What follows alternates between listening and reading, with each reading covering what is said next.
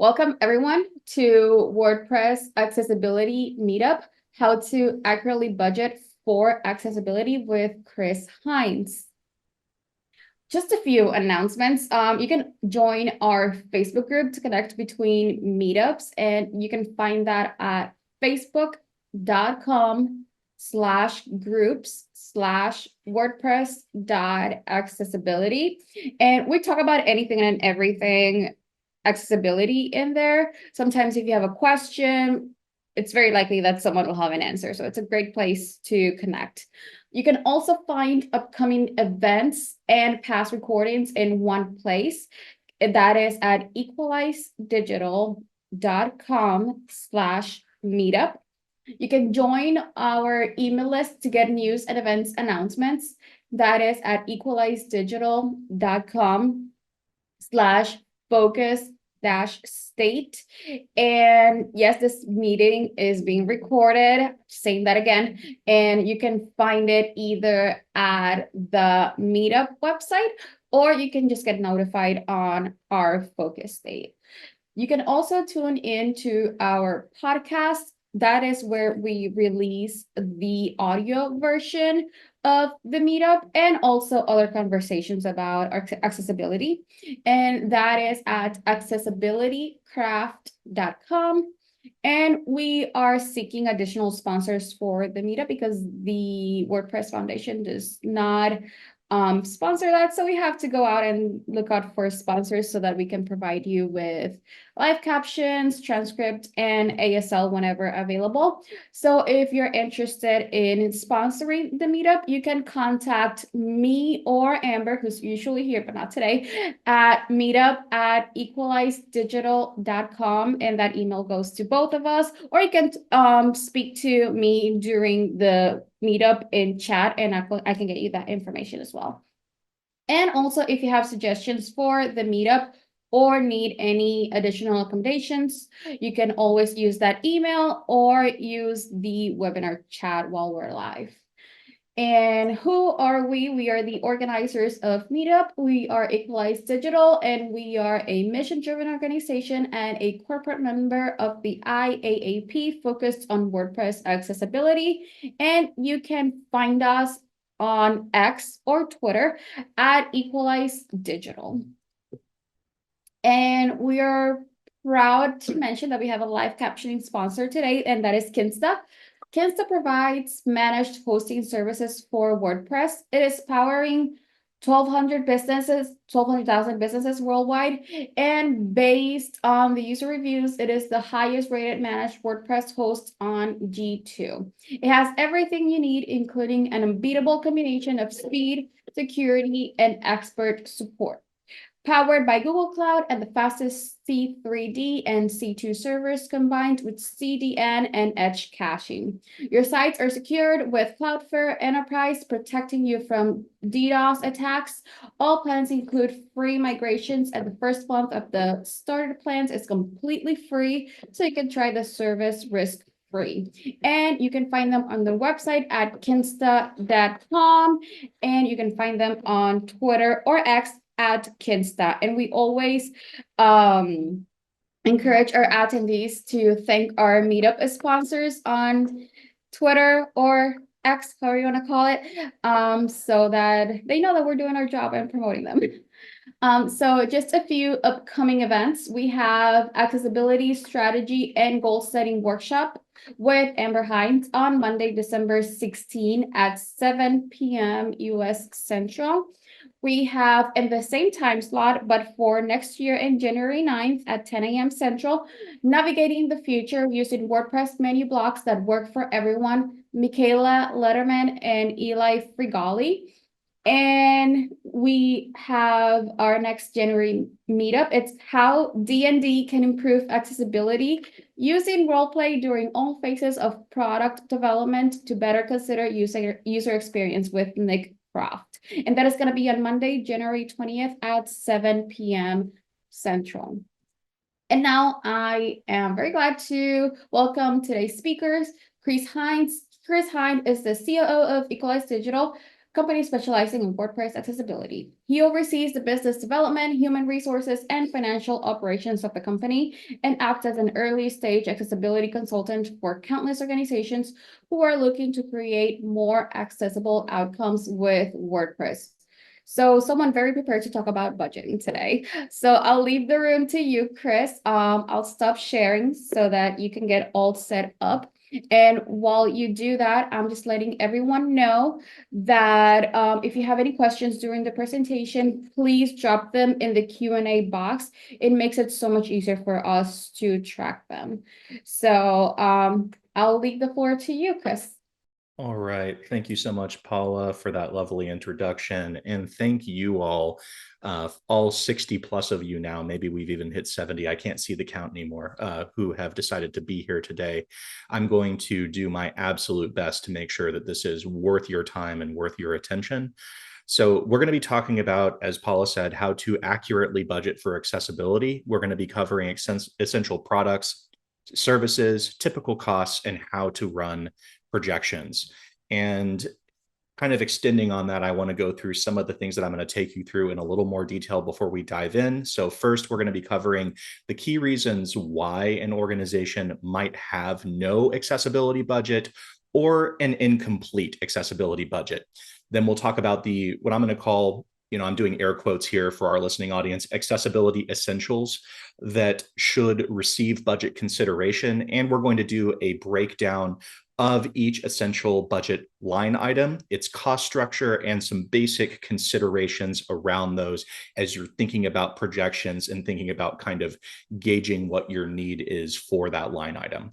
I'll show you how to run these projections with answers to a few basic questions, and then you can run the projections based on those answers to get a basic ballpark if you can't go out and get an actual quote, right? And then finally, we'll run through a scenario that I put together that's basically going to walk through a plausible real world scenario that could exist.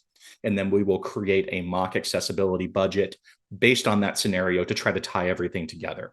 I think it's equally important to talk about just very briefly what this presentation is not. I am not here to dictate to you what you absolutely have to budget for in 2025.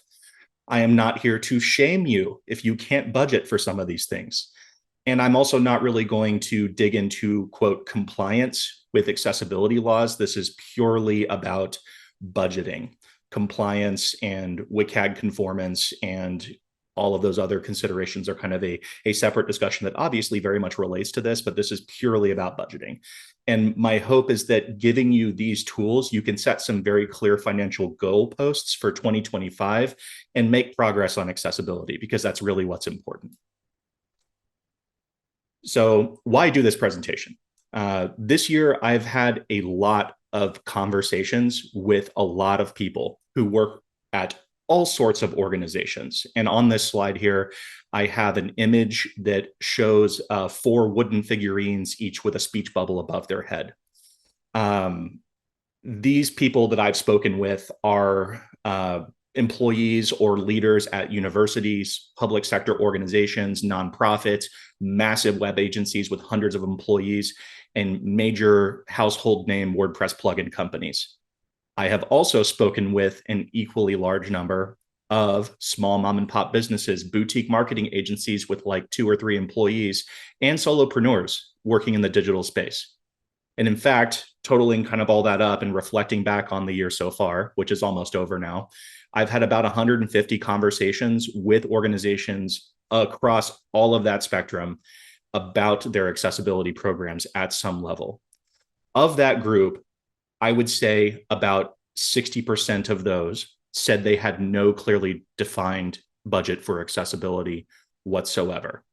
Another 30% had a rough accessibility budget, but there were some obvious gaps after we started to have deeper conversations.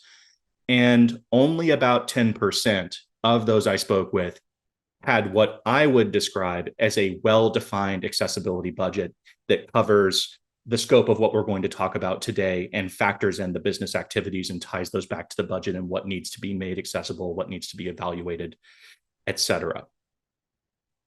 So considering these statistics, we are faced with this obvious question. Why do most organizations fail to budget for this effectively? Well, there are really, I think, four key reasons that kind of are the also represent a progression of where someone is or where an organization kind of is on their accessibility journey from a financial standpoint. Where most are starting that have no budget is accessibility is this totally new concept to them, and they are gathering information. The next level is they're aware of accessibility on some level, but there's no in-house champion that's building out or trying to start a comprehensive program. So there's no internal will behind that, but there is some knowledge. The next level is accessibility is being championed in-house, but there is a lack of buy-in from leadership. And I think I saw someone reference that in the chat. We're going to dig into that more. And finally, there is enthusiasm about accessibility at all levels of the organization, which sounds ideal and great, but there are budget gaps due to misinformation or a lack of funds. So either there just isn't money to support this cause that everybody's championing fully, or people have been fed misinformation and they don't know what they don't know. And so they think they have accessibility covered, but once an actual expert gets in and starts talking to them, they think they're doing their best, but they actually learn that they could be doing more, or that they've omitted something, not out of negligence or anything, anything like that. Just they haven't been educated, right? And this is kind of the cold hard truth of the matter, which is an organization's budget is the purest reflection of its priorities. And on this image, I have what I thought was a really clever photograph of a pair of shoes sitting in a puddle on top of asphalt on an overcast day. And you can see the shadow of a person reflected in the puddle on the asphalt underneath the shoes, but there's no one actually occupying the soles of the shoes. So it's this really interesting what lies beneath the surface type thing, right? So yeah, an organization's budget is the purest reflection of its priorities, right? Now, am I saying that means you have to drop 25% of your entire annual budget on accessibility to be doing this? No, that's not what I'm saying. It couldn't be further from the truth. What I am saying, though, is that if accessibility is not represented in an organization's budget, it will never be a priority. It's really that simple. So let's go into some accessibility essentials. Depending on what your organization does, you may or may not need some of these, and we'll get more into that later on. But I do want to run through these and basically read the slide. So we're going to start from the top. The first is automated testing tools. We're defining these as software that performs tests to identify accessibility defects with little to no human intervention. The next one is accessibility auditing. These are all budget line items, right? Accessibility auditing is human evaluation to identify a more comprehensive list of accessibility defects. Usually that's against accepted standards like the Web Content Accessibility Guidelines. Next is accessibility remediation. So this is fixing the accessibility issues identified during an automated test or an audit by altering the source code or content according to expert recommendations. Then we have captioning, transcription, and audio description. These are creating text versions of audio content in the case of captioning and transcription, or narrated descriptions of visual elements, aka audio description, for video for the purposes of accessibility.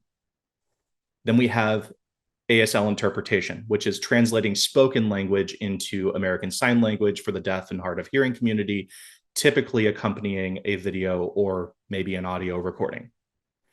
Then we have doc and PDF accessibility, which this is ensuring that text-based documents are designed and formatted to be accessible to users with disabilities, including those who use screen readers.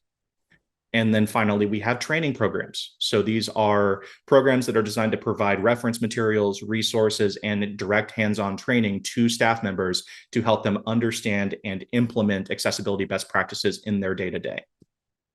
These are what I would consider the essentials in a year one accessibility budget.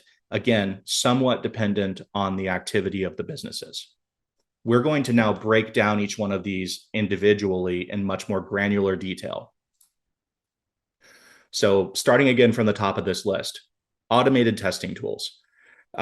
We're going to consider these a variable cost. And I think for maybe people who aren't as big into, accounting nerd terms as me, if you're not familiar with the concept of fixed or variable costs, essentially a fixed cost is something whose cost is static or it does not change over the course of a year.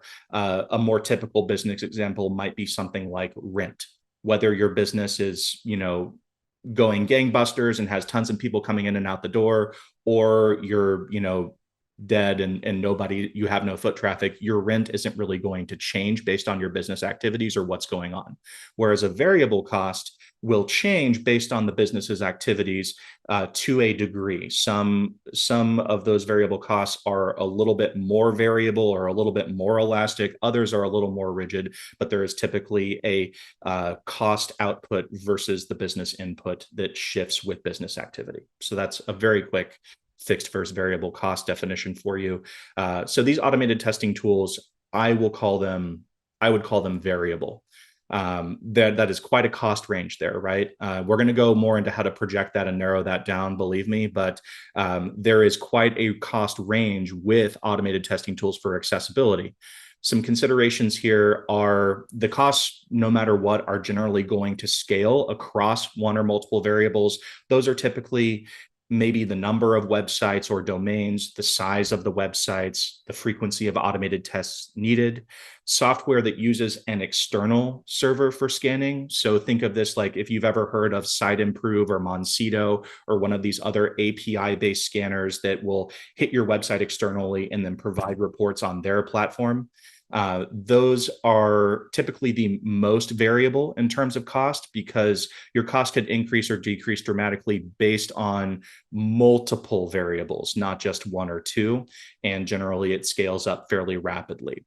The other version is software that runs on your own server or your own computer, or even just as an extension of your browser, right? And that may still have some variability in terms of cost, or some of them are even free, but the cost could still go up or down depending on if you're paying like a per site licensing fee, or if you have to just pay maybe a per user licensing fee to be able to use the software that is otherwise self-hosted. So there is still some variability in cost based on the business activities, but it's not as extreme as something that is hosted on an external server.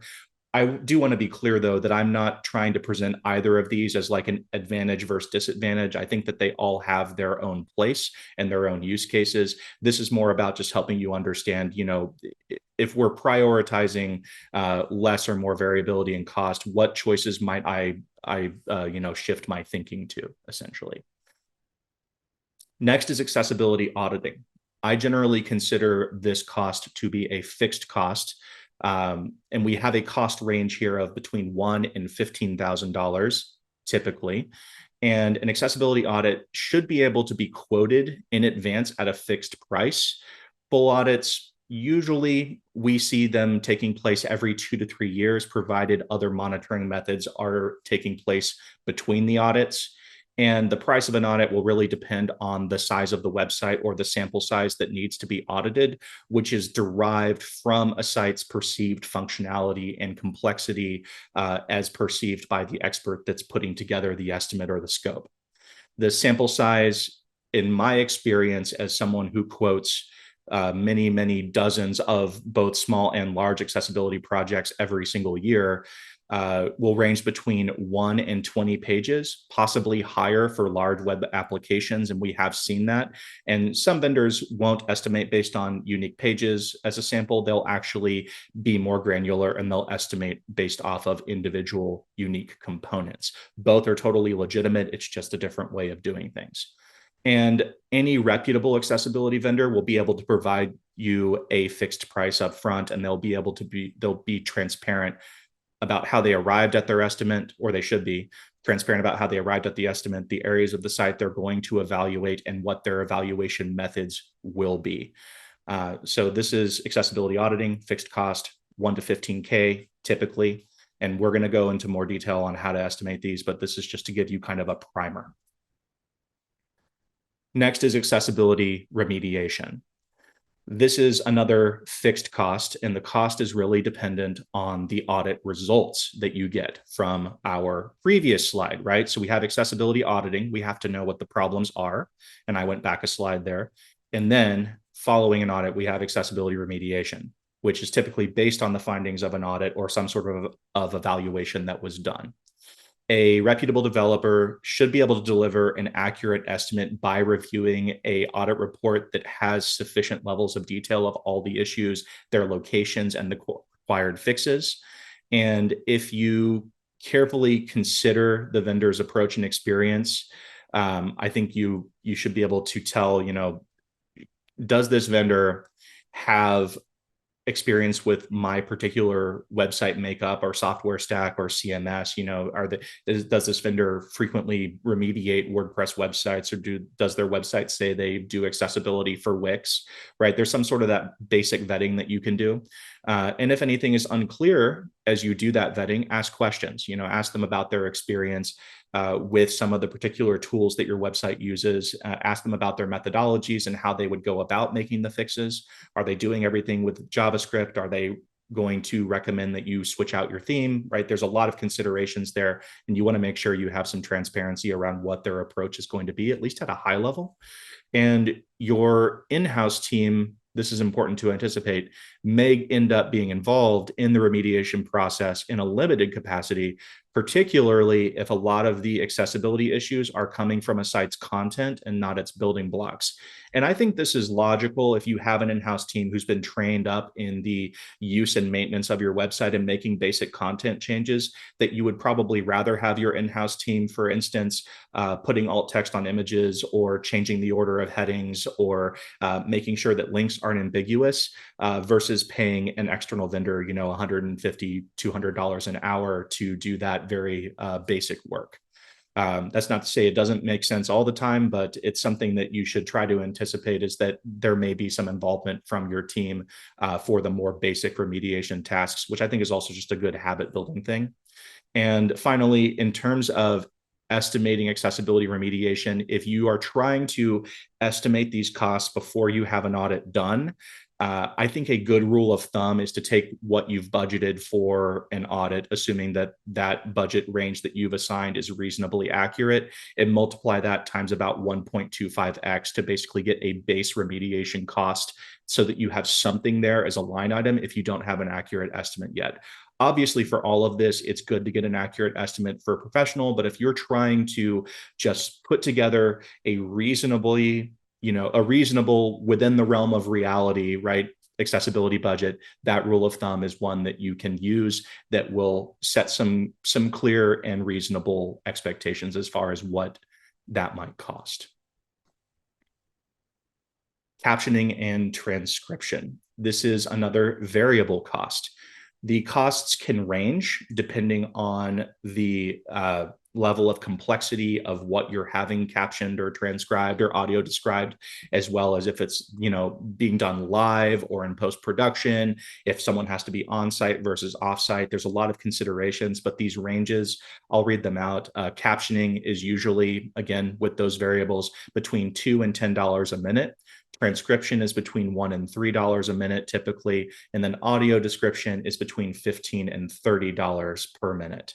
The cost of providing text alternatives for media is tied directly to the quantity of media you're producing and the complexity of that media. So if an organization has like this archive of media, right, which we see frequently in our remediation projects with no text alternatives, say there's 500 old videos that are sitting on a resource archive somewhere, there will be an upfront cost associated with rolling this out because there is a backlog of media that needs text alternatives produced before or while you're also producing text alternatives for the media you are producing right now.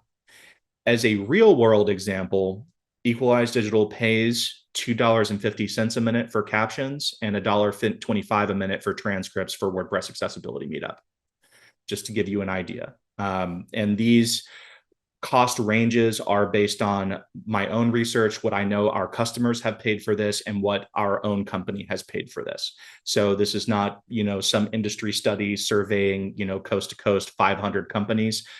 This is just my own lived experience and what I know the numbers look like from my day to day in quoting and managing budgets on projects for not just us, but for the accessibility projects of other companies of all sorts of different sizes. So you can take that how you want, but I think that these are reasonable ranges in my professional opinion. In terms of ASL interpretation, again, this is a variable cost for similar reasons to what we described before for the text alternatives for multimedia. Depending on how much you're producing and whether or not you have a backlog of media that didn't previously have ASL interpretation done, you may have an upfront cost, and then there is certainly an ongoing cost if you choose to do this. So it's tied directly to the quantity of media you're producing and the complexity. If you have an archive of media, there will be the upfront cost. And as a real world example, when we have ASL sponsorships or sponsorships for Meetup that covers ASL, we pay $150 an hour. So at the top of the range from a local company here in Central Texas to have the ASL interpretation done. Next up, we have doc and PDF accessibility, another variable cost.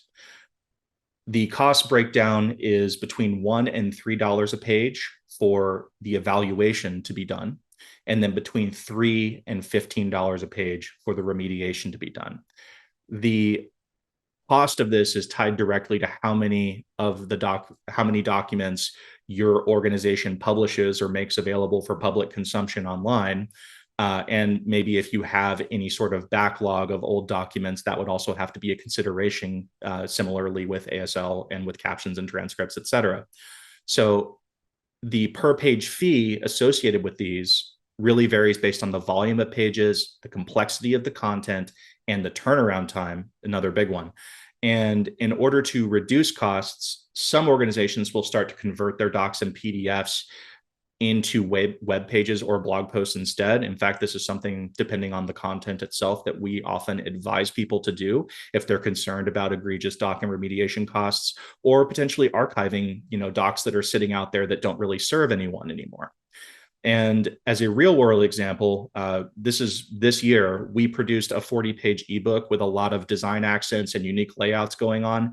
And between the evaluation and the remediation, it cost us $18.75 per page to evaluate and remediate that ebook, just to make sure the work that our in-house designer did was fully going to work for everybody that wanted the ebook, capital E, everybody, right? And then finally, we have training programs. These are another fixed cost. You can get them quoted in advance. The costs are usually between $1,000 and $10,000. And there are different types of accessibility trainings available. So for the purposes of this presentation, what I'm thinking of when I say accessibility training is something more intensive, like a full day accessibility workshop for your team, and not necessarily just like a 1 hour canned presentation.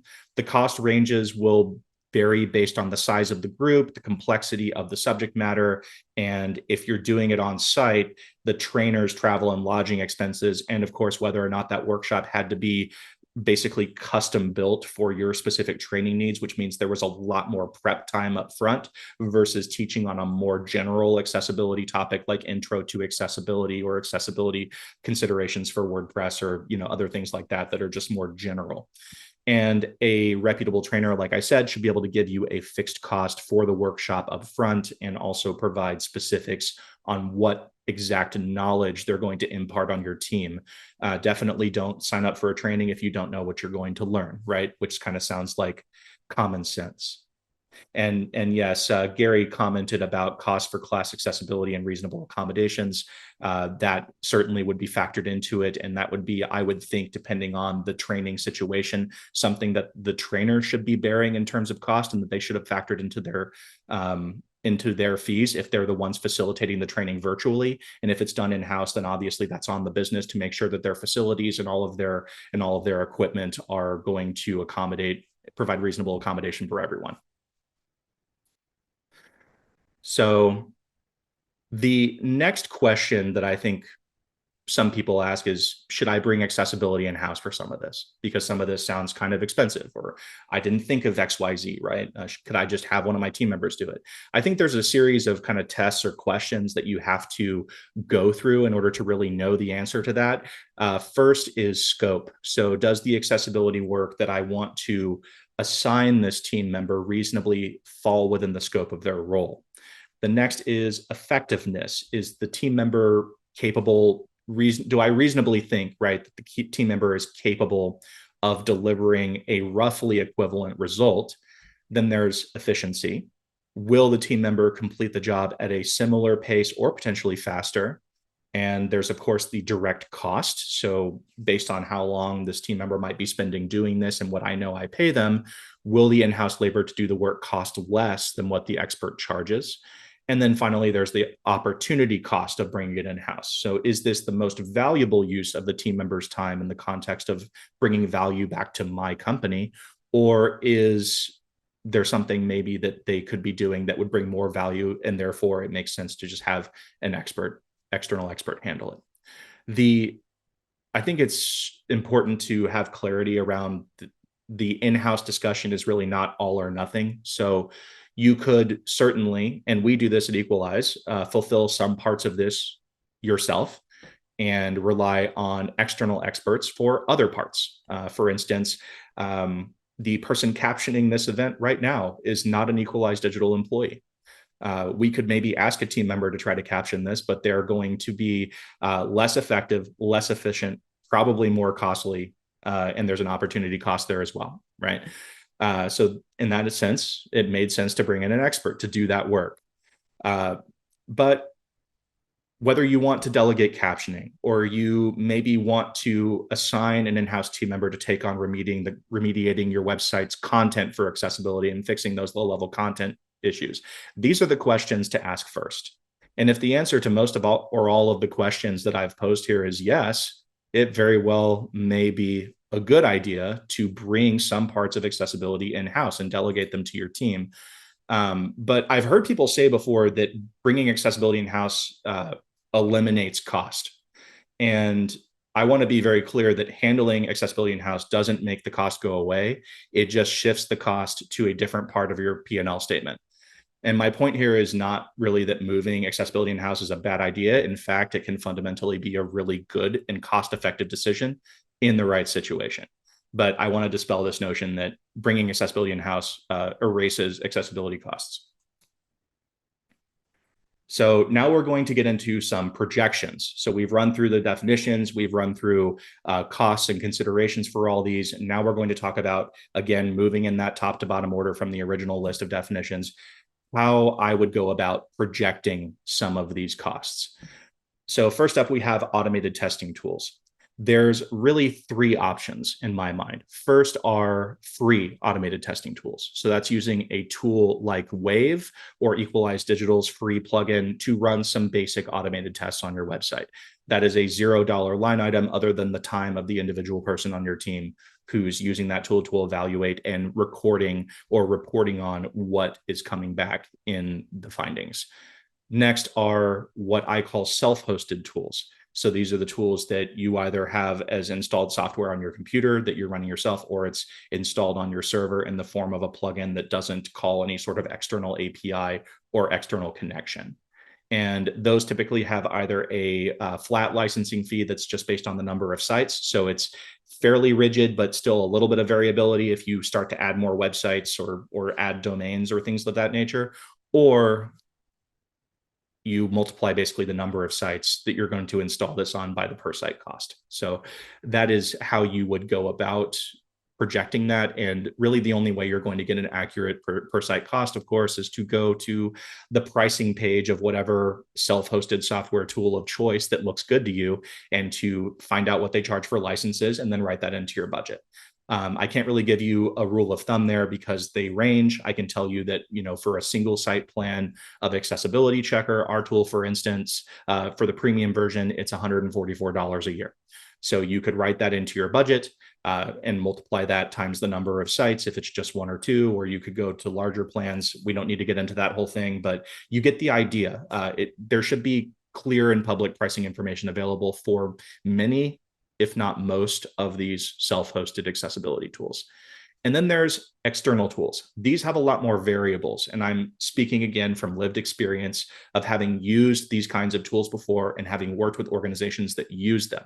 Typically, there is a base cost of the number of domains that are being scanned times a unit cost. And then you add on the number of pages that are going to be scanned times a per scan fee. Sometimes you have a few scans bundled or included. Other companies don't do that. And then there will be an additional multiplier based on the number of scans you're planning to run throughout the year. So you can see this can really stack, especially if you have a lot of pages and you need to run scans really frequently. It can get very expensive. That's why you saw in my original slide showing the cost ranges, we were $0 to $50,000, right? And it could even go higher than that. I know organizations that are paying these external tools in excess of six figures every single year. And those tools have advantages. They're not necessarily ripping anybody off. It's just, it is a way of fulfilling this need that is maybe a little less cost efficient depending on how the organization is made up, what their web footprint looks like, and what their needs are. So that is projections on automated testing. Next, we're going to talk about projecting audits. The real question to ask here first is how many websites do I need audited? Now, some organizations have, 6, 7, 9 different websites that they're managing. I was speaking to a winery literally the day before yesterday in Central California that has 49 websites for all of their different brands, but they're one company. So maybe your answer to this is I have one website, maybe it's a much larger number, but you need to know the number of websites you're auditing. And then you need to ask yourself what the relative complexity of each of those websites are. Maybe you can set up a basic spreadsheet where you put all the URLs and then you put your assessment of what you think the relative complexity is to get a budget ballpark even before you go to somebody like me and get a comprehensive quote. This is what I think a good guideline is. And this is based on what I have heard other organizations tell me they've paid for audits from other providers and what I know we charge for audits and kind of doing an amalgam of the two. So this isn't our pricing or anything. This is just kind of a law of averages, if that makes sense. A small website with 3 to 5 pages total, you might be looking at $3,000 for an audit. A medium website, 8 to 15 pages roughly, you might be looking at $6,000. And any large websites or e-commerce, it can easily hit 5 figures. And that's how you can do a baseline estimate. And you can tally up your websites, tally all that up, and you know what, if you wanted to audit everything, what it would roughly cost, and you can start to set some financial expectations there. Next, let's talk about remediation. So what is the number and approximate cost of the accessibility audits I will have done, right? So if I go back, we just established the number of websites we're auditing, and hopefully we put them into these 3 buckets at the very least. And then I can take that and I can apply that 1.25x rule of thumb that I mentioned earlier for estimating remediation. And I can assign some sort of remediation budget to a website. So if I am a company with one mid-size, moderate complexity website, my base remediation costs after the audit are likely to be about $7,500. Next, running projections on captioning, transcription, and audio description. So again, we're asking ourselves questions. We have to kind of think through what our company is going to be doing or what we're going to be doing as individuals. So first question to ask is roughly how many minutes of video or audio content am I going to produce? And do I have a backlog? If I have a backlog, how much is that? And then what text alternatives will I provide for my videos? So do I aspire to provide that full list that I shared, or am I going to start smaller and work my way up, right? And then essentially we multiply our number of minutes by an average total per minute cost. So for example, if we are producing 8 hours of video in a year with captions and transcripts only, no audio description currently, then we're paying maybe $4 a minute. Seems like a fair estimate. So the costs are likely to be around $2,000 for the year to caption and transcribe all of that video. Next up, we have ASL interpretation. Similar line of questioning here. Roughly how many hours of video or audio content am I producing in total? Do I have a backlog? How many videos am I producing? And what is the average length of the video? This is particularly important for this. There are really two possible calculations here. One is the number of hours times an hourly fee, or the other one is a number of videos you're producing as a tally times an hourly fee. I recommend using the second calculation if the ASL interpretation is going to be live and the average video length is going to be less than 1 hour, because in my experience, a lot of ASL interpreting providers have a 1 hour minimum. Some even have a 2 hour minimum. So if you're doing this live and it's shorter form content, not around an hour like Meetup, like our Meetup is, you might be paying that minimum no matter how long it is. So you'll have to use your best judgment on which calculation to use for this one. Docs and PDFs. Again, we're kind of going through a similar line of questioning with this, but it's a little different. So roughly how many docs will I produce in total? Do I have a backlog? And then best educated guess, what is the average doc length that I produce? With this, it may be a little hard, but I would aim high, right? Just to make sure you're covering your bases. And am I planning to do the remediation in-house versus having an external expert fix the problems in the doc?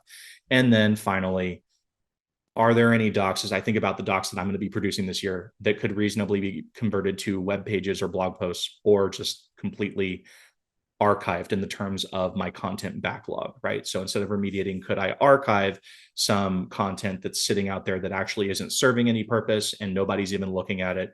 And therefore, it would probably be a waste of resources to remediate it. Maybe I just take it off the internet entirely. And then if someone asks for it, I can provide them an accessible version on that point if they need that.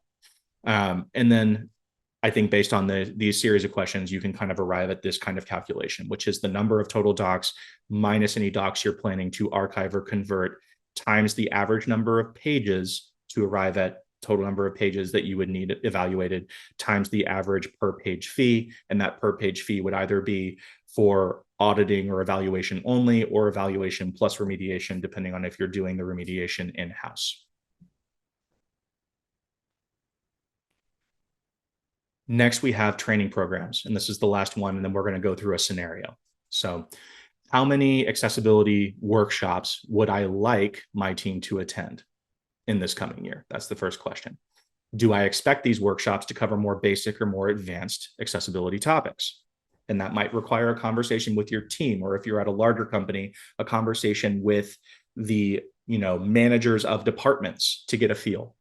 And then how many people from my company will attend this training or this workshop? And then finally, reaching out to 2 to 3 vendors to get competing quotes is always what I recommend. But absent that, or if you need to do a quick calculation, I think generally, again, law of averages, the number of planned attendees times about $150, I think kind of captures a reasonable baseline expectation for accessibility training. You will probably have some variance over or under that, depending on your headcount. But I think it's a good place to just have something in the line item so that the money's allocated so that you can figure something out and not just do nothing. So let's put it all together.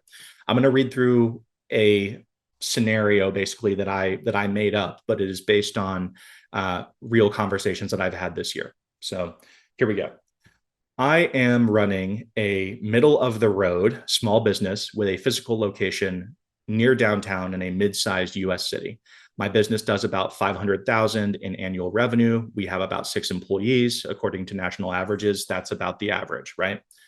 We have a small brochure website and do a fair amount online to try and drive more foot traffic to our business. And we produce about 1 hour of video content every single month to post on social media. We also update text and images on parts of our website a couple of times each month. And I'd like to add more content to the website if I can, except for PDFs. I hate PDFs. I don't like creating them or dealing with them, so no docs. The agency I work with isn't sure if the website is accessible. Neither am I. Next year, I really want to make sure I'm covering all the basics, and we can continue to gradually improve from there. Let's translate that to a budget, which I have done. So This business probably would be well suited since they have just one website and their website has some activity on it, but not a lot. And they're not, a huge company, a self-hosted tool, which I just line itemed as $150 for a one site license fee. Then we know that they have a small, simple brochure website. So we're going to budget $3,000 for an initial audit.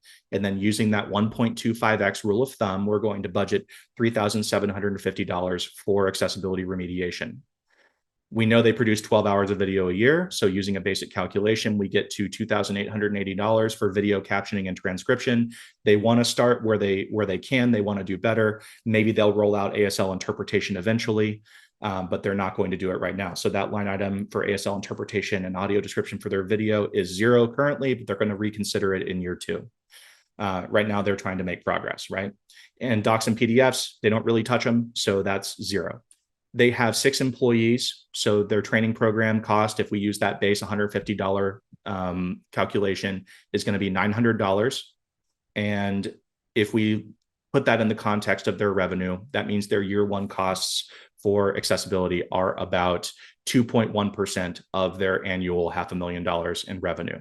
So for an organization like that, and understanding what I understand about business and margins and the type of business they are, that might eat into a significant portion of their profit margin, or maybe not. It all depends on the business. But I think what we're not really accounting for, and what I can't account for in the time that I have here, really, is the additional benefits that they're actually going to get from observing these best practices, because budgeting for accessibility is not pure cost. You get real benefits from this in terms of SEO, increased traffic, increased conversions. There's a litany of others. Again, we can't really get into detail here, but just one more. Adding transcripts to the website and cross-posting captioned video to the website is an easy way to quickly expand content footprint for businesses that produce video. So right there, your captioning and transcription can actually improve your SEO, give more content that's going to draw people to your website, because search engines will scrape that, crawl that, and output it in SERPs. And it's a great way to expand that reach. And what I've really gone through today is year 1 accessibility considerations. One thing we didn't really talk about is ongoing user testing and monitoring services for accessibility. These, though, you should be aware, should cost substantially less than auditing. So year 2, maybe even year 3, I would say the rule of thumb would be to take that year 1 auditing budget that you have and multiply it by about 0.25 to get what I consider a really solid user testing budget. You might even be able to budget less than that, but I'm going for solid, right? And this makes sure that your user testing budget in years where you're not auditing reflects the size and complexity of your website. But bottom line, once you get to year 2 and out of this year 1 cycle, your budget should drop a good bit for accessibility, provided nothing major has changed, like you didn't build an entirely new website or double or triple your video production. Your accessibility budget should go down. And in years 3 or 4, where maybe you are re-auditing, hopefully remediation costs will be far, far lower, because your team will have been trained, because we budgeted for training. Training really does pay for itself. We've seen it time and again. And I want to finish with this thought, which is that accessibility is not an all or nothing thing. So prioritize progress over perfection. So can't pay for the full accessibility audit, still do the audit, just lower the scope. You'll still make progress. Can't audit 5 pages, audit 1 page, right? Can't pay for monthly scans for an offsite scanner because your website is too massive, switch to a self-hosted scan, or keep using the offsite scanner, but scan quarterly instead of monthly. Can't find the money to do captioning, transcription, and audio description and ASL for all your videos? Start with just captioning the first year. It's 100% better than doing nothing at all, and you can always roll out more later. So here's my general ask as we wrap this up. And as you're out there budgeting, I want you to try to see out there if your colleagues, your fellow business owners, your fellow department heads, whoever they are putting genuine effort and funds behind accessibility and it's showing. try to shout them out, try to compliment their efforts while still telling them maybe some ideas of where they could improve. We can all advocate, but we can all also congratulate and compliment one another if we're putting in genuine effort and we are having our budget reflect our priorities in terms of accessibility. Thank you very much. I am happy to answer as many questions as I can in the time we have. Thank you, Chris. That was a very insightful presentation. I love seeing all the numbers and the quotes and the math in there. So that was really good. We did get a few questions coming through while you were presenting, so we can just start going through them. Sure. So Diane asks, I know Equalize Digital is very careful to make sure the transcript captions are absolutely accurate for videos. For the average company uploading YouTube videos of, say, board meetings, YouTube does a pretty good job of providing those. There might be minor mistakes with the spelling of a speaker's name, but usually the content is correct. How important is it legally to really fix all mistakes on those videos? I am not going to get into legal stuff. I think that the most important thing to understand is uh, it's important with any automated solution to validate that it's actually doing what it says it's doing. This applies to automated alternative text for images, automated captions or automated transcripts, or even, what one we talk about often sometimes, which is accessibility overlays, right? Which have been proven to not do what they say they're going to do when frequently tested. So I would do your own testing, your own validation, your own discovery, and I would spend a little time if you're uploading those board meeting videos or whatever video content is, and just take the time every few weeks or few videos as a starting point, listen to the video carefully, read the captions as the video is going, and note how many mistakes it's making, and make note of whether those mistakes are immaterial or material to you. And that's subject to your interpretation, right? Depending on the organization, it might really matter if the automatic captions misspell someone's name. To another organization, maybe it doesn't, right? But you definitely want to make sure that the information that is being conveyed in the text alternative is going to deliver the same experience that your typical audio visual user is going to get. Yeah, that's a great answer. And I'll pitch in a bit. As a content creator, I would say automated tools, when it comes to AI generation, I feel like they are a start when it comes to accessibility, content, anything related to that. And it's always good, as you mentioned, just to go through and see what it missed, what it does right, and see how it fits into your business. Mm-hmm. I'll also mention, and I believe we either just released this episode or it's coming in our pipeline on the podcast side, but Amber, Steve, and I had an entire conversation about text alternatives for multimedia and the specific WCAG criteria, but also our own experiences dealing with that. Because I personally on the podcast do our captioning and our transcription because it makes more sense since I'm already in there editing the content to just go ahead and do that. We talked about the questions, right, that we asked, should we bring this in-house? And in that instance, the answers were all yes, because we were already in there making the effort. So it made sense for me to do it.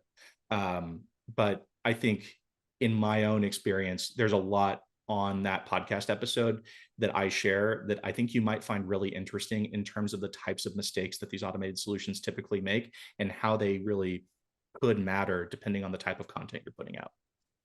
Yeah, and adding to that, yes, that episode is live on accessibilitycraft.com. Going to the next question, Emmy says, are there budgets templates that you can share for accessibility specifically? Budget templates for accessibility. I haven't produced one for this presentation, but I could see that being really useful, and that is a really good idea. So I will probably assign myself a to-do to put something like that together, maybe for our agency partners. Yeah, that's a great topic suggestion. Vanessa asks, in light of the recent ADA update requiring both websites and apps to be accessible, how are you incorporating app testing and remediation into your company's budget and overall accessibility strategy? Well, we ourselves don't have a application that we manage. And if we're talking about like a traditional mobile app or something that would be on, one of these, I'm holding up my phone. But I do think that you absolutely need to budget for that if your company is putting out any sort of application that ties into your website or ties into what you're delivering. And there are plenty of accessibility professionals out there that I am sure would love to test your application, provide feedback, and there is an equal or greater number of application developers for mobile and for desktop that would love to make whatever application your company is building more accessible. We're more of a web focused firm, but we can test things on mobile, and we do frequently. That's about the best answer I can give for that. Hopefully it semi addresses your question. And that is a good answer. I'm going to the next question. Gary asks, have you ever developed any budgets for federal agencies or state and local agencies? Similar results or very different? I have never been responsible for developing a comprehensive accessibility budget like from scratch for any federal or state agency. I'm guessing there would probably be regulations preventing them for leaning on me for that completely. But what I have done is plenty of, providing estimates and helping them map out what those costs might be that they then take and massage internally and discuss internally. So I'm sure I have had a hand in people's budget writing very frequently because I am one of the first stops when someone needs an estimate. But I have not formally written a budget for anybody outside of Equalized Digital ever. And that makes sense.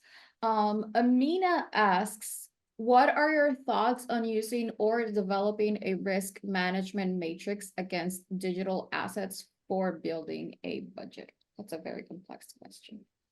Very loaded. So I'm not a CRO or a chief risk officer, so I would have to do some brushing up on what a risk management matrix is to really understand the implications of that question. I'm sorry that I don't know exactly what that looks like. However, if I can answer at a higher level, I think that one thing to pay very close attention to on a risk management standpoint is where the most eyeballs are on the content you're putting out there digitally and prioritizing that first in terms of auditing, remediation, and making sure that it's accessible if one of your primary motivators is just managing risk around accessibility complaints or lawsuits or violations, which I understand is a major motivator for a lot of firms. I think that paying attention to things like Google Analytics, traffic patterns, if analytics on social media platforms or YouTube or others, see where the engagement is and prioritize that first and try to have that reflected in your budget, if that makes sense. Yep.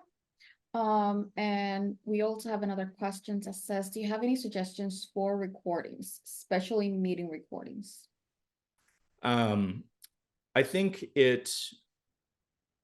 well, I can speak to my own experience. I know there are a lot of options out there. What I am most accustomed to using and that I think does a reasonable job at speeding along the process if the end objective is to produce accurate captions and transcripts that convey the same experience that a typical user would get, then I would recommend checking out Descript, Descript. It is a desktop application. There may be a web app interface for it too, but basically you can drag your media into it, whether it's audio or visual media. It will, auto transcribe or auto caption it with timestamps. It's also a fully featured editing system where you can slice and dice and adjust audio quality. And you then have the ability to essentially go through and review the transcripts and correct them with a pretty sophisticated set of tools before finally like publishing the content. So it's something that we use internally that I think does a really good job at speeding things up, especially compared to if I'm going to be writing those from scratch, which it would take me way longer if I was doing that. If it's something that you need to do in-house, you might look at something like Descript. You might also look at and speak to some captioning and transcription providers, because honestly, depending on the nature of the meetings you're holding, how often you're holding them, what the content is, how many speakers there are, you may be able to get a really affordable rate that isn't really a big burden on your budget to just have a professional help you with this and don't feel like you have to do it in-house. Yep. And then Paul says, will there be another webinar outlining the benefits to the clients of using accessibility? I know you touched on it, but sometimes more in depth would be beneficial with selling accessibility to clients who do see it solely as a cost. So I actually did a 3-part webinar series with Quickly Hire / GoWP earlier in the year, all about positioning and selling accessibility offers for agencies. If you're interested in that, you can send an email to our Meetup email address or to me directly, chris@equalizedigital.com, and I can get you the links for those so that you can check that out. That goes into a lot of detail. The other thing that I have done, if you don't feel like sitting through 3 hours of sales presentations, which I know not everybody does, I did a follow-up on that is a more condensed version that gets really just to all the golden nuggets, at least what I consider the golden nuggets, in partnership with Bluehost and Carrie Dills a little bit earlier this year. That one I can also probably link to a recording. I think Bluehost has a recording somewhere. So if you want to either one of those, reach out to me. I can get you a link. And I feel like, Paula, don't we have some older Meetup presentations that talk about this a bit more? I know there's a selling accessibility or a selling clients on accessibility one that Ryan Bracey did that I thought was particularly fantastic, because it was all about educating customers on the actual importance and human impact of accessibility, and not just the business metric side of it, like increasing SEO and conversions and the other things we talk about. That accessibility presentation, which would be in our Meetup archive on our website, Ryan Bracey, I think, was the presenter, would be another particularly good one to look at if you're looking at some guidance on how to talk to clients about accessibility, or honestly, even for those of you that are like, the internal accessibility champion who's trying to get leadership buy-in. That would probably be a really good Meetup to reference as well, if you're looking for some sales tactics. Yeah, and I just posted the link to that Meetup talk in the chat. And John asks, the quandary I'm facing as a small agency is your estimated cost for auditing and remediation of a small, in quotes, website can easily exceed what they pay for the website. And another challenge becomes convincing them to invest that amount without any guarantee of being fully compliant with WCAG. Mm-hmm. Yeah, it is a challenge that I fully recognize. And that's one where I kind of go back to trying to get out of the cycle, or help your customer get out of the cycle of all or nothing thinking around accessibility.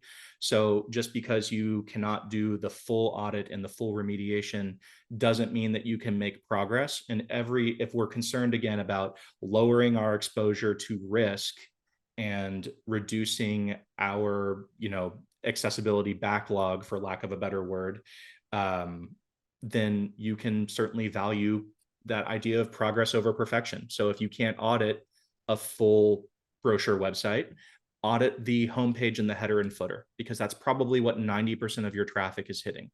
If you make sure that that's accessible, that gives a solid first impression. And then you can back that up with an automated testing tool that can help you correct a lot of fundamental accessibility issues that may just be in your content and not even in your theme or in your plugins.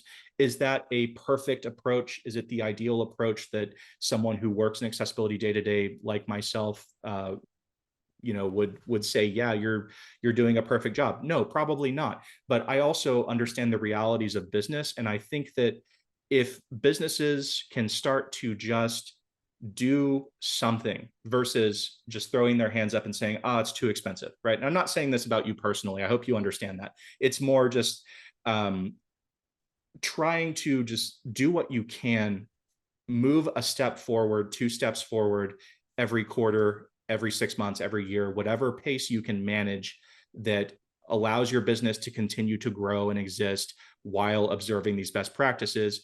And there's also the consideration of the benefits again. So there are very real benefits to accessibility. We outlined in some previous answers some things you can look at and talk through with your customers about some of the benefits that they might see with that. Probably more than I can go into here. But I hope Yeah. that gives you something to think about at least. And again, that's not anything like personally directed at you. It's just something to kind of catalyze this idea of, okay, I can't do everything, but what can I do? Yeah, and adding a bit into that, there is the WebAIM Million report. It's the report that they run every year where they report on a million homepages. And it's very interesting to go into this report because they go into the top accessibility issues in those websites, and most of them can be easily solved with content. Now, an automated tool can help you audit this and find them, and then you would have to go in and rectify the errors and the mistakes and the accessibility issues. But that's a great also start point when it comes to WCAG compliance. And now going into the next question, Sharon says, how dependable, robust are the currently available free resources that scan websites? I mean, one of the ones that I think I mentioned, Wave, we use internally all the time for quick checks for front-end accessibility. That's the web accessibility. Yeah, Paula just linked to it. It's, I think, not all free tools are created equal, but I like to think that Wave is an excellent one. A lot of accessibility professionals use it. Like any free tool, it has its limitations. And then I would also like to think that our tool, Accessibility Checker, is a fairly featured free accessibility testing tool for WordPress, that if you have a simple WordPress site, you probably never need to go to a paid version. Yep. And then we also have another question. Thank you so much for this presentation. Are there data-informed resources about return on investment, ROI, of budgeting for accessibility? I believe, but need more data to make my case. Sure, I totally appreciate that. I know that we have one smaller case study that Amber did in partnership with Highland Community College earlier in the summer this year. They partnered with us. They were under review by the Office of Civil Rights, and we got them out from under that review in about 6 or 7 months by auditing and remediating their website for accessibility. And Amber did do some digging into like Google Analytics and conversions and saw some pretty interesting increases in overall traffic and conversions and outreach to that school for enrollment and things of that nature. If you check our blog, or maybe Paula can find Paula already found it. So that case study would be a good one to look at. That's the thing that immediately comes to mind. There may be more that we could dig into, but that's the one I have most closely at hand. Yep. And then Jonathan asked, where does VPAD ACR generation come in the budget process? Any special formula to calculate that?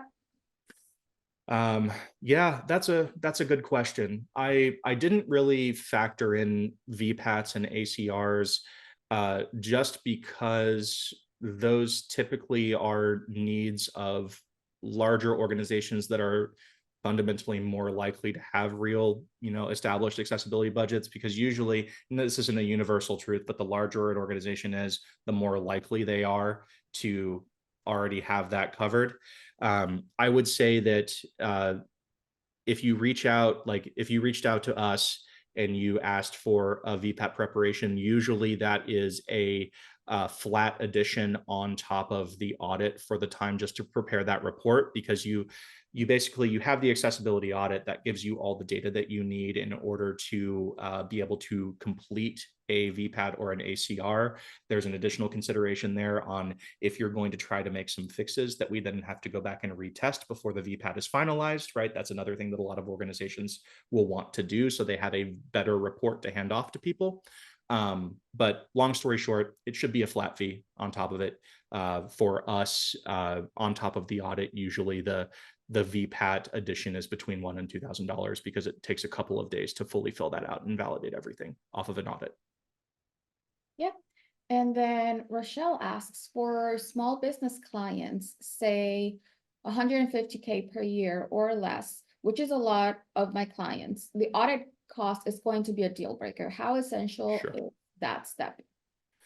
So if you are using only an automated testing tool, which is pretty much what you would be limiting yourself to if you didn't go forward with any sort of audit, you're probably going to realistically have, depending on the tool, between 30 and 40% coverage of WCAG, kind of at best. And but again, if we go back to this, idea of all or nothing thinking, what you don't measure, you don't manage, right? And 30 to 40% is better than 0%. So start where you can, even if it's a free tool, and encourage, advocate, or build in a small service package to go in and fix some of these content related accessibility issues to try to improve things how you can. There are also extensions or things out there for particular WordPress tools or page builders that try to automatically enhance their accessibility by fixing accessibility issues that are in those tools. A common one is, Divi has a pretty poor reputation, for instance, for being not very accessible out of the box, but there are extensions that you can install for your Divi websites that dramatically improve and fix some of those fundamental accessibility shortcomings in Divi source code, so that you don't have to do that yourself. And that's just a matter of installing that extension, doing some quick tests on a staging site to make sure nothing breaks, and then rolling that out to your production environment. Yep. And then we have, as a follow-up to my previous question, I really like your philosophy of progress over perfection you just talked about. But a recent DOJ ruling gives my clients 2.5 years to become fully WCAG compliant. Organizations affected by this ruling see a hard deadline approaching. Any further thoughts on dealing with that? Yeah. I mean, if laws and regulators are imposing a strict deadline on you, great case is the EU Accessibility Act on that side of the ocean as well. Any website selling any goods or any sort of bookings, tickets, what have you, directly to EU consumers that has, I think, more than $2 million in turnover or more than 10 employees, either or, has to meet WCAG by June 2025, according to their new law. And it's up to the individual EU countries to enforce that legally. And then in the US, yes, we have the US DOJ expansion of ADA Title II that's going down to the local and district level, that's saying, hey, depending on the number of population you serve, you have between 2 and 3 years to be compliant. In that instance, it's the law. And I do value progress over perfection. And I don't think that regulations existing invalidates the progress over perfection conversation, right? If you know that there is a legal deadline for you coming up, then you have to make progress.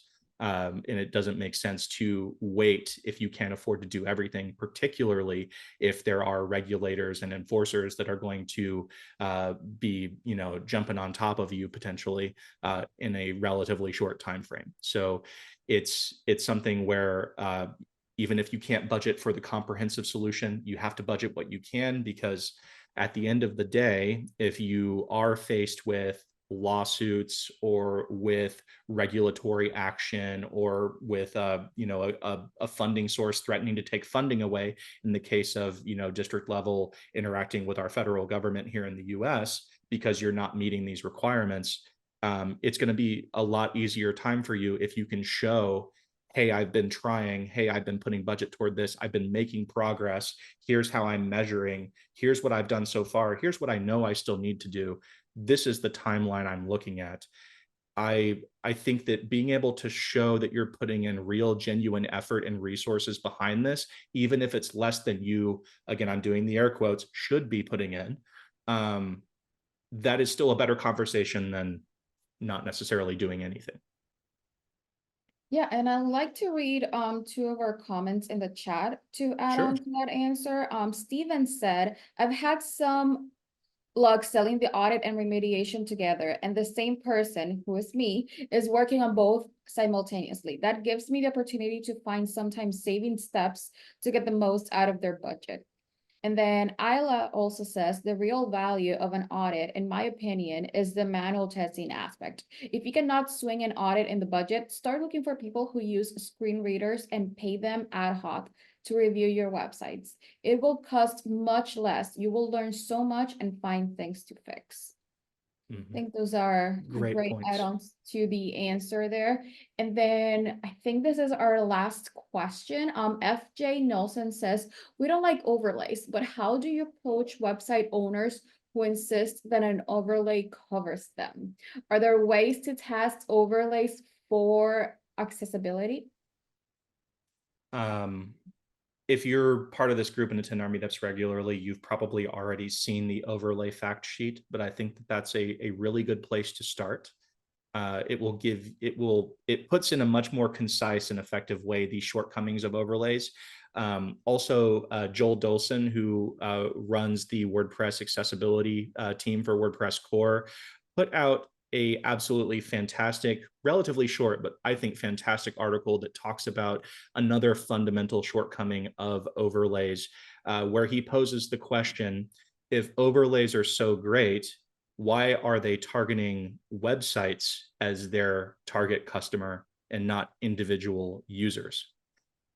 Right. And the obvious answer there is that overlays are a product for website owners to feel like they are covering their bases and protecting themselves. It is not a product that's actually designed to serve individuals with disabilities genuinely and meeting them at the point of what their needs are.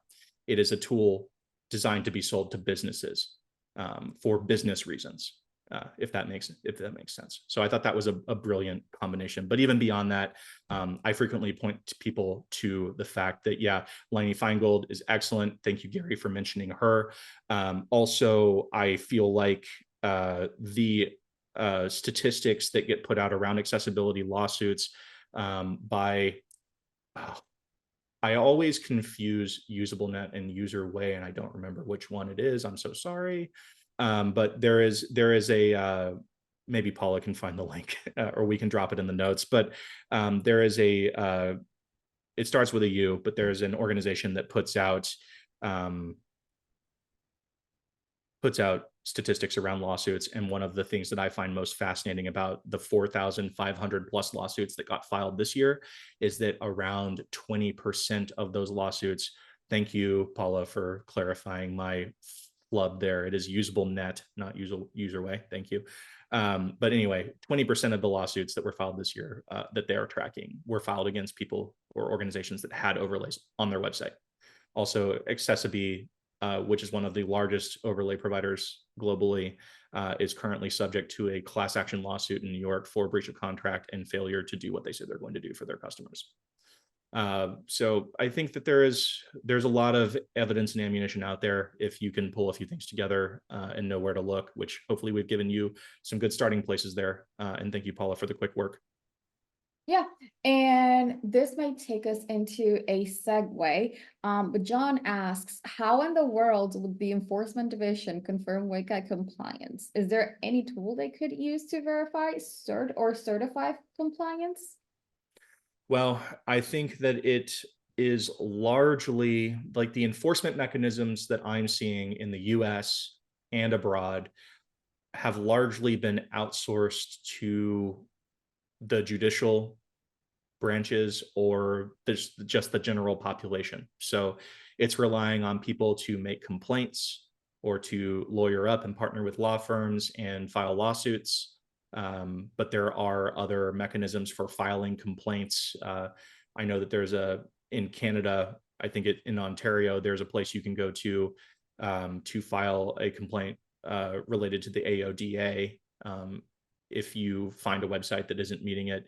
And I know here in the US with the Office of Civil Rights and with and all of that, there are places where you can file complaints with them against entities that receive federal funding.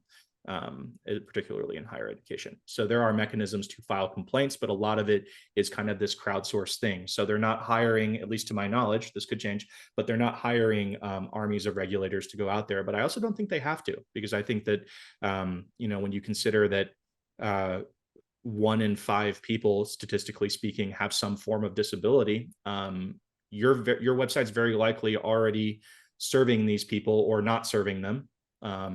And they're increasingly getting more and more ways to compel you to do what you arguably should be doing to begin with. And I don't mean that to sound preachy. I'm just saying what I believe the truth is. And I feel like that answer would be a great closing thought to this meetup. Again, thank you, Chris, for all the information, all the numbers, and all your very thoughtful answers.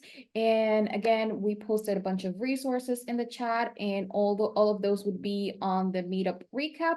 And thank you so much, everyone, for attending. Chris, any last thoughts that you would like to say before we wrap up the meetup? No, just thank you everybody for being here. I appreciate your attention and the lovely questions and all the help that I got in the chat, making additional points and sharing links. That's always super helpful because I don't always remember the websites or even names of companies. So thank you all very much for your time today. Yeah, thank you, everyone. We're going to be staying for a few seconds just to make sure that the captions catch up. And we'll see you on the next meetup on Monday, 16th with Amber for planning accessibility. And that's going to be at 7 p.m. US Central. Thank you, everyone. Yes, thank you. And I guess I will say as we close out here that that session is intending to build on this one. So if you like this one, definitely go to that one. That's all we got.